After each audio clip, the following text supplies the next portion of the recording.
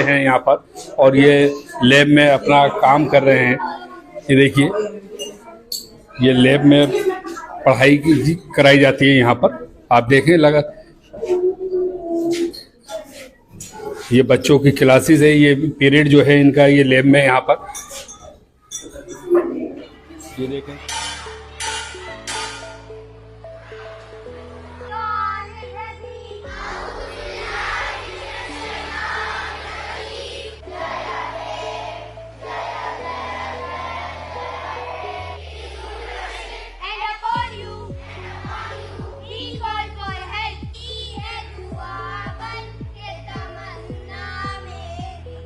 जामिया मिलिया इस्लामिया के फाउंडर्स और life members में से एक मरहूम अब्दुल रज़ाक साहब ने लड़कियों, विशेष रूप से मुस्लिम लड़कियों को शिक्षित करने के मकसद से मुस्लिम कल्चरल एंड एजुकेशन सोसाइटी कायम की। वो चाहते थे कि लड़कियों को धार्मिक शिक्षा के साथ साथ आधुनिक विषयों का भी ज्ञान हो, उनमें पढ़ाई के लिए सोच पैदा हो और साथ ही उनमें मानवीय मूल्य भी पैदा हो। मरहूम अब्दुल रज़ाक साहब ने अपनी पूरी कुव्वत लगाकर और अपनी संपत्ति दान कर 1962 में ओखला चौपाल में एक प्राइमरी स्कूल कायम किया। इस स्कूल ने बाद में हायर सेकेंडरी स्कूल की शक्ल इख्तियार की और इसका नाम पड़ा मदरसतुल बनात अल इस्लामिया। कई संपन्न मुस्लिम परिवार अपने बच्चों को इंग्लिश मीडियम स्कूलों में भेजते हैं, जिनके सिलेबस में कुरान या फिर इस्लामिक स्टडीज की पढ़ाई शामिल नहीं है। इसलिए स्टूडेंट्स को अपने धर्म के बारे में उचित ज्ञान नहीं मिल पाता है। मुस्लिम cultural and education society Millat public school के नाम से एक इंग्लिश मीडियम स्कूल चलाती है, जिसका मकसद उन मुस्लिम परिवारों की जरूरतों को पूरा करना है जो अपने बच्चों के लिए धर्म के ज्ञान के साथ आधुनिक वैज्ञानिक शिक्षा चाहते हैं। ओखला और जामिया नगर क्षेत्र में मदरसतुल बनत अल इस्लामिया और मिल्लत पब्लिक स्कूल को प्यार से रज़ाक अब्बा का स्कूल कहा जाता है। स्कूल में सीबीएसई का सिलेबस फॉलो किया जाता है और 10वीं और 12वीं क्लास के लिए छात्रों को जामिया बोर्ड से प्राइवेट कैंडिडेट्स के तौर पर एग्जाम दिलवाया जाता है। हमारे स्कूल मुस्लिम लड़कियों के लिए पायनियरिंग इंस्टीट्यूट्स बन गए हैं, जहां इतिहास, भूगोल, नागरिक शास्त्र, गणित और सामान्य विज्ञान जैसे मॉडर्न सब्जेक्ट्स के साथ साथ अरेबिक, इस्लामिक स्टडीज और कुरान की शिक्षा को महत्व दिया जाता है। स्कूल की अपनी लाइब्रेरी, कंप्यूटर लैब और खेल का मैदान है। हमारे पास काबिल और लायक टीचर्स हैं और हमें ये बताते हुए खुशी हो रही है कि हमारे छात्रों ने 10वीं और 12वीं कक्षा की बोर्ड परीक्षाओं में बहुत अच्छे स्थान हासिल किए हैं। एक विमेंस जो देखा जाए तो इस समाज की आधारशिला है। लड़कियां जो है, जो कल को अपनी गृहस्थियां भी संभालनी है, जिनको आगे भी बढ़ना है, तो हम ये चाहते हैं कि भाई वो केवल यही नहीं हो कि मॉडर्न एजुकेशन मिल रही है उनको, ठीक है, उसके अंदर में आज जो महसूस होता है कि बच्चों को एक मॉरल एजुकेशन मिल। इनका खेल का पीरियड है, ये खेल रहे हैं यहाँ पर। कौन सी क्लास में पढ़ते हैं? फर्स्ट क्लास में। अभी क्या कर रहे हैं? खेल रहे हैं? सर जी जी जी। क्या नाम आपका? क्या दीनियात भी पढ़ाई जाती है मैम? तो यहाँ कोई बच्चा आता है किसी को कुछ जरा बताएंगे? खड़े होके कुछ सुनाएंगे मुझे? आप सुनाएंगी? अलहम्दुलिल्लाह शरीफ। औज़ु बिल्लाहि मिनश शैतानिर रजीम, बिस्मिल्लाहिर रहमानिर रहीम, अल्हम्दुलिल्लाहि रब्बिल आलमीन। सबसे पहले जो मुस्तकबिल है वो सिखाया जाता है दीनियात के बारे में, और ये कुरान मजीद भी यहाँ पे पढ़ाया जाता है और यहाँ इंग्लिश, हिंदी, उर्दू सब चीजें पढ़ाई जाती है। क्लास 6 है। ये बच्चों को देख रहे हैं आप कि यहाँ ये सब हर चीज यहाँ पर सिखाई जाती है बच्चों को। जहाँ कंप्यूटर क्लासेस सिखाया जाता है, यहाँ कंप्यूटर रूम है। देखिए यहाँ पर, ये आप देख सकते हैं यहाँ कंप्यूटर रखे। अभी बच्चों की क्लासेस नहीं है, खत्म हो चुकी है यहाँ पर, लेकिन फिर भी मैं आपको दिखा रहा हूँ यहाँ कंप्यूटर जो है रखे हैं और यहाँ बच्चे बाकायदा उनको सिखाया जाता है कंप्यूटर के बारे में। लैब साइंस है, वहाँ सिखाया जाता है। दीनियात सिखाई जाती है। ये सब बच्चों को सिखाया जाता है यहाँ पर। तो यहाँ अभी क्या क्या पढ़ाया जाता है बच्चों को? हमारा सिलेबस और हमारे सारे सब्जेक्ट वही हैं जो आम स्कूलों में, पब्लिक स्कूल में पढ़ाया जाता है, अलॉन्ग विद इस्लामियात, उर्दू। हम लोग इसको एम्फेसाइज करते हैं इन सब्जेक्ट्स पे, क्योंकि एम्स एंड ऑब्जेक्टिव्स में उर्दू और इस्लामियात है। अदरवाइज सारे वही सब्जेक्ट हैं जो सीबीएसई में होते हैं। सिलेबस भी हम सीबीएसई ही ऑप्ट करते हैं, बुक्स भी हमारी सीबीएसई बेस्ड है। तो 10th-12 के जो एग्जाम होते हैं वो सीधा बोर्ड के पेपर दिलाते हैं? वो जामिया बोर्ड से। Jamia that is specially for the girls only, not for the boys. Girls section जी 10th-12 हमारा। एडमिशन भी होने होंगे, तो एडमिशन स्टार्ट हो गया अभी नहीं?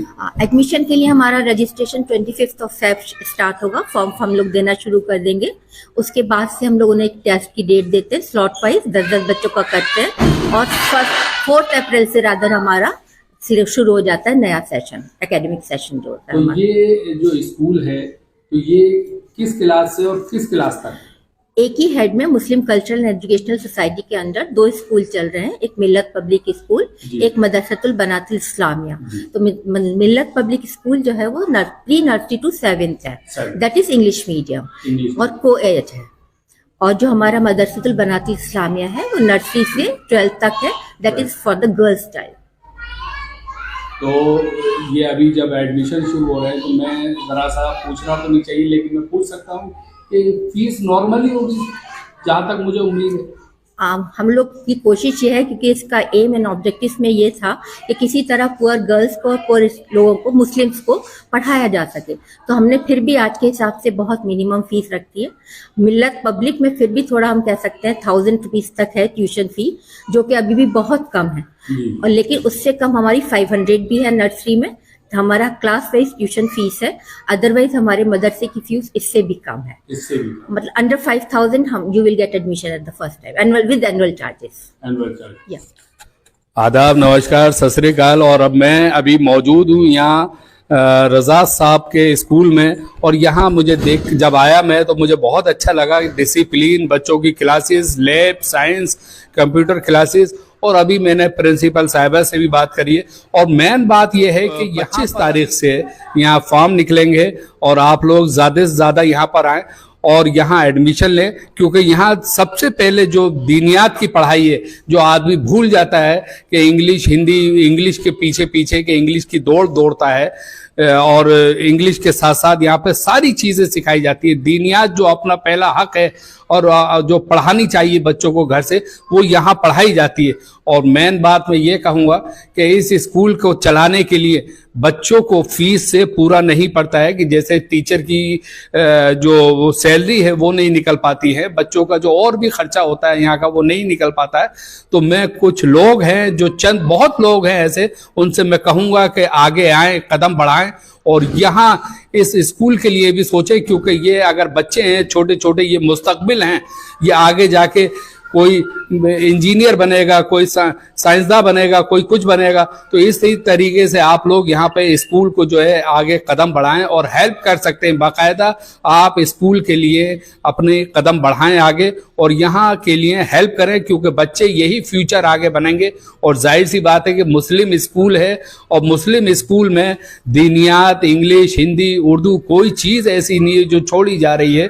बच्चों को सब यहाँ पर पढ़ाया जा रहा है। यहाँ पर मैं फिर एक बार कहूँगा कि एडमिशन होने वाले हैं, एडमिशन के लिए ज़्यादा से ज़्यादा लोग आएँ और ज़्यादा से ज़्यादा लोगों को मैं कहूँगा कि आगे कदम हेल्प भी कर सकते हैं और करनी भी चाहिए, क्योंकि जिस तरह से ये स्कूल चल रहा है तो मैं आपको कहूँगा कि यहाँ टीचरों की फीस उस हिसाब से, टीचरों की जो सैलरी है वो नहीं निकल पा रही। जमीन इसके संस्थापक मरहूम अब्दुर रज़ाक साहब ने दान की थी, जिन्होंने एक वक्फ बनाया और मुस्लिम कल्चरल एंड एजुकेशन सोसाइटी को इसका मुतवल्ली बनाया। सोसाइटी रजिस्टर्ड है और सोसाइटी के सभी सदस्य मानक क्षमता में काम करते हैं। स्कूल बहुत कम फीस लेता है, जो कि स्कूल की आय का एकमात्र जरिया है। स्कूल राज्य या फिर केंद्रीय एजेंसियों से कोई भी ग्रांट नहीं लेते हैं। स्कूलों का बजट हमेशा घाटे में रहता है और हम घाटे को काफी हद तक पूरा करने के लिए फीस बढ़ा सकते हैं, लेकिन इससे स्कूलों की स्थापना का उद्देश्य विफल हो जाएगा, क्योंकि मरहूम अब्दुल रज़्ज़ाक साहब की सोच थी कि कोई भी गरीब लड़की जो शिक्षा हासिल करना चाहती है उसे शिक्षित होने में उसकी गुर्बत आड़े नहीं आनी चाहिए। School has started just for the sake of the Muslim girls, especially for the poorest of the poor girls, just to uplift them from the society. School society के सदस्य रमजान के महीने में ज़कात इकट्ठा करते हैं ताकि स्कूल की हर एक यतीम लड़की की खास देखभाल हो सके। उनको मुफ्त स्टेशनरी, किताबें और उनकी फीस जमा हो सके। स्कूल में आने वाली तकरीबन 50% लड़कियां पढ़ाई से महरूम हो जाएं अगर स्कूल की तरफ से उनको मदद न मिले। स्कूल चाहता है कि बच्चों को साइंस एंड टेक्नोलॉजी के साथ साथ वोकेशनल कोर्सेज भी कराए जाएं, लेकिन संसाधनों की कमी की वजह से ऐसा मुमकिन नहीं हो पा रहा है। अपने इस मकसद को पूरा करने के लिए हम अपनी कौम और तमाम चाहने वालों से गुजारिश करते हैं कि वो आगे आएं और स्कूल की ज्यादा से ज्यादा मदद करें। ये जब हम एंटर होंगे यहाँ पर तो यहाँ आप देखें ये प्रिंसिपल रूम है और यहाँ से ये स्टार्ट होता है। यहाँ से मैं आपको दिखा रहा हूँ, रज़ाक साहब का स्कूल है ये और काफ़ी मेहनत और शिद्दत और उन्होंने लगन से ये स्कूल बनवाया था और अपनी जो पूरी दौलत जो थी वो इसमें लगा दी थी। और मैं आपको दिखाऊं कि ये स्कूल बसें हैं बच्चों के लिए बाकायदा। यहाँ पर ये स्कूल बाहर से एलिवेशन में आपको दिखा रहा हूँ यहाँ पर, और ये आप देखें ये मेन गेट है। यहाँ पेरेंट्स आए हुए हैं अपने बच्चों को लेने के लिए यहाँ पर, क्योंकि अब छुट्टी का टाइम है यहाँ पर। तो यहाँ पेरेंट्स आए हुए हैं और ये मैं आपको स्कूल का बोर्ड भी दिखा दूं।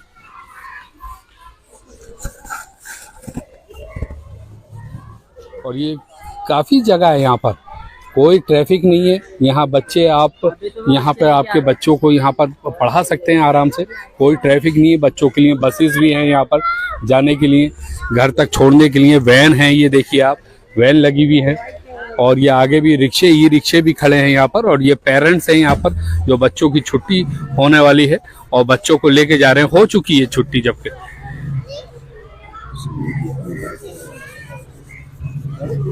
जी जी, तो ये जो बस आप देख रहे हैं ये स्कूल की अपनी पर्सनल बस है। ये आप देखें ये स्कूल की अपनी पर्सनल बस है ये यहाँ पर।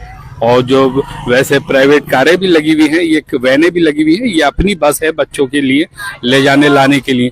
जो बच्चे दूर से आते हैं ये उनके लिए बसेस हैं यहाँ पर।